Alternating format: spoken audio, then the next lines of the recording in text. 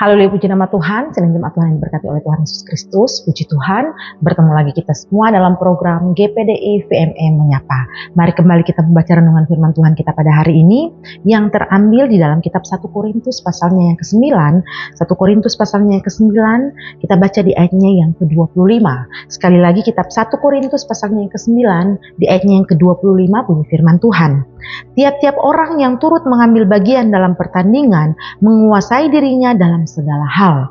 Mereka berbuat demikian untuk memperoleh suatu mahkota yang fana, tetapi kita untuk memperoleh suatu mahkota yang abadi. Haleluya, puji nama Tuhan.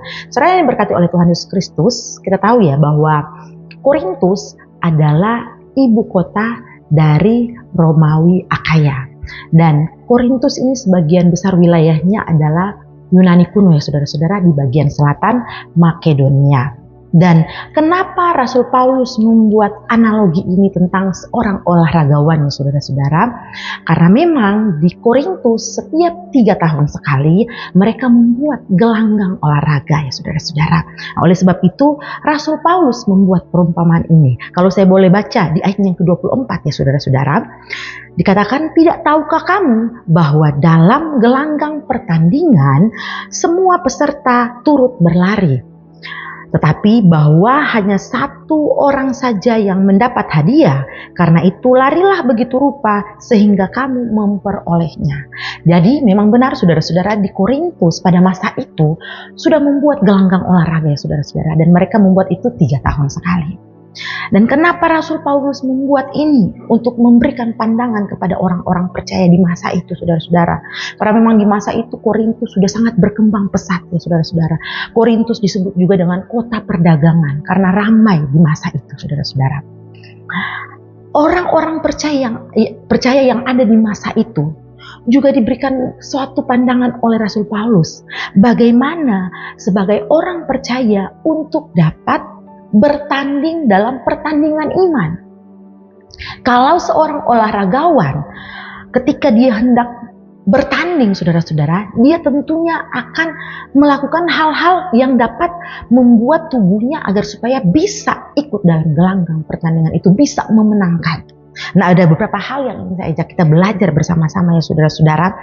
Kita lihat di ayatnya yang ke-25 tadi saudara-saudara, dikatakan di ayat bagian B, menguasai dirinya dalam segala hal. Jadi seorang olahragawan harus bisa menguasai dirinya dalam segala hal agar supaya dia bisa memenangkan pertandingan ini.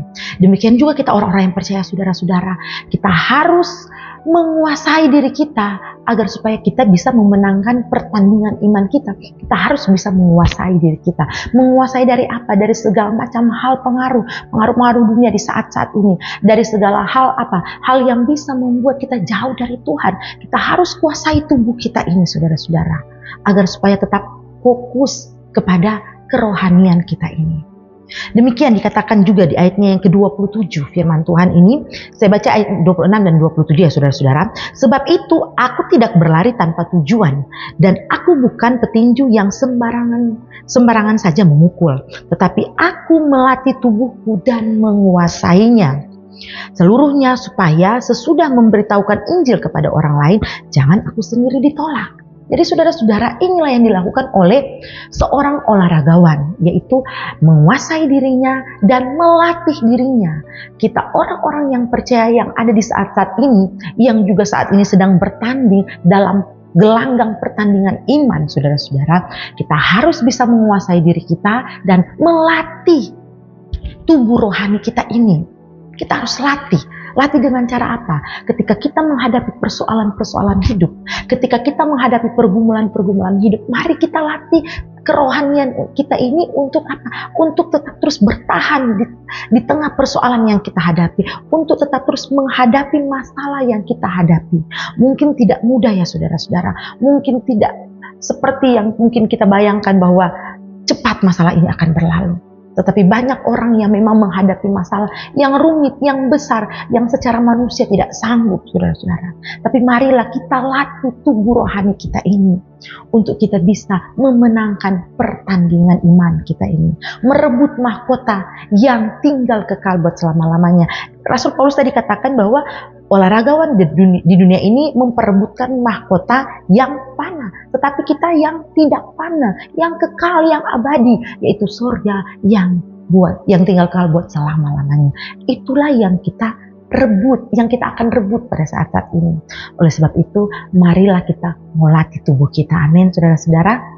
Olahragawan melatih tubuhnya agar tetap terus kuat ya saudara-saudara, agar tetap terus fit, agar tetap terus mampu bertahan dalam pertandingan. Kita juga sebagai orang-orang percaya, kita latih tubuh rohani kita untuk tetap terus bertahan, untuk melewati proses demi proses kehidupan, sehingga pada akhirnya nanti kita akan memenangkan pertandingan rohani kita ini. Amin. Puji nama Tuhan saudara-saudara. Demikian renungan firman Tuhan kita saat ini. Mari bersama-sama kita berdoa. Terima kasih ya Tuhan buat firman-Mu yang kembali sudah mengingatkan kami di saat ini untuk tetap terus bertahan dalam pertandingan iman kami. Karena kami tahu ya Tuhan, mahkota kami adalah mahkota yang tidak pernah ya Tuhan hilang, yaitu mahkota yang tinggal kekal buat selama-lamanya. Kami mengucap syukur ya Tuhan, membawa seluruh sidang jemaat Tuhan GPDI Villa Melati Mas ke dalam tangan-Mu. Mari Engkau Allah menyertai memberkati. Yang lama Tuhan Engkau kuatkan, yang susah Tuhan Engkau hiburkan, yang sakit Tuhan sembuhkan di dalam nama Yesus. Terima kasih ya Tuhan, terima kasih.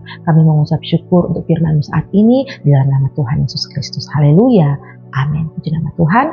Tuhan Yesus memberkati.